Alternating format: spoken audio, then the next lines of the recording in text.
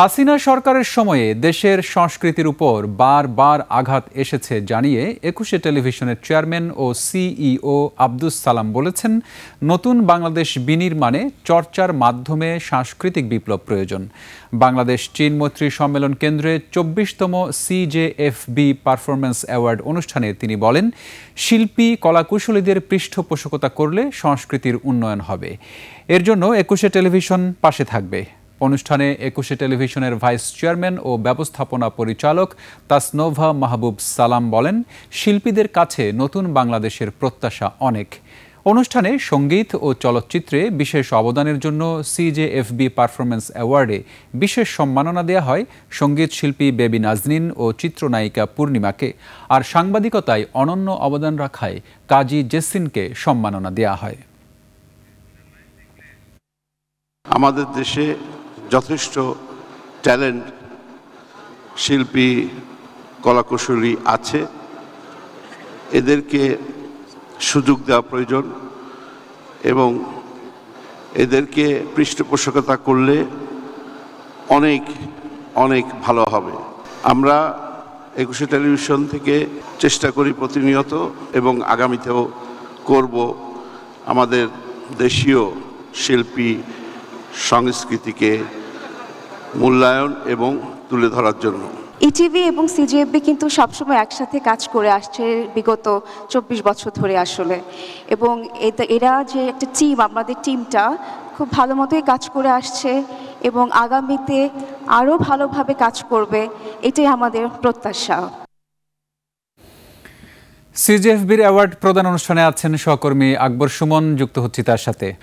সুমন, নিশ্চয়ই শুনতে পাচ্ছেন যে সিজেএফবির অ্যাওয়ার্ড প্রদান অনুষ্ঠান মানে আদ্যপান্ত যদি আমাদের একটু জানান।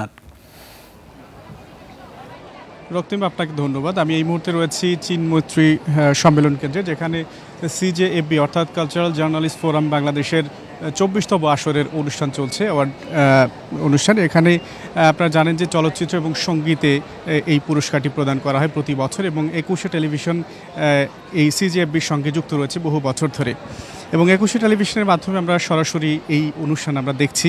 এবং এখানে এই বছরে অর্থাৎ এই আসরে প্রথমত হচ্ছে চলচ্চিত্রে চিত্রনায়িকা পূর্ণিমাকে একটি বিশেষ সম্মাননা দেওয়া হয়েছে, পাশাপাশি সঙ্গীতে বেবি নাজনীন এবং ব্লাড ডায়মন্ড খ্যাত বেবি নাজনীনকে এবার সম্মানিত করা হয়েছে। পাশাপাশি সাংবাদিকতায় কাজী জেসিনকে এবার পুরস্কার দেওয়া হবে, এবং আরও রয়েছে যারা এই গত এক বছরের মধ্যে যে চলচ্চিত্রে সঙ্গীত শিল্পীরা যারা বিশেষ অবদান রেখেছেন তাদের বিভিন্ন ক্যাটাগরিতে এই সিজেএফবি অ্যাওয়ার্ড প্রদান করা হচ্ছে। পাশাপাশি আমরা যতটুকু দেখলাম যে ২১শে টেলিভিশনের চেয়ারম্যান তিনি শিল্প এবং সংস্কৃতিকে উন্নয়নের জন্য তিনি বলেছেন যে আসলে এই পৃষ্ঠপোষকতার প্রয়োজন, এবং পাশাপাশি আরও বলেছেন যে বাংলাদেশের সংস্কৃতির অঙ্গনকে যে একটা সময়ে ধ্বংস করে দেওয়ার মতো একটা পরিস্থিতি তৈরি হয়েছিল, সেই জায়গা থেকে আবারও সংস্কৃতি ঘুরে দাঁড়াচ্ছে, সেটি একটা আশার জায়গা তিনি বলেছেন। এবং আরও বেশি পৃষ্ঠপোষকতা পেলে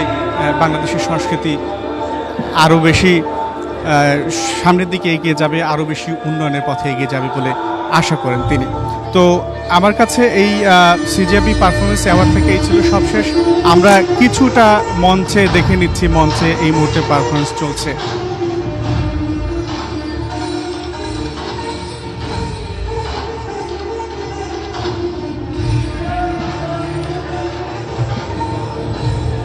তো দর্শক, আমার কাছে এই ছিল সিজেএফবি পারফরমেন্স অ্যাওয়ার্ড থেকে সবশেষ।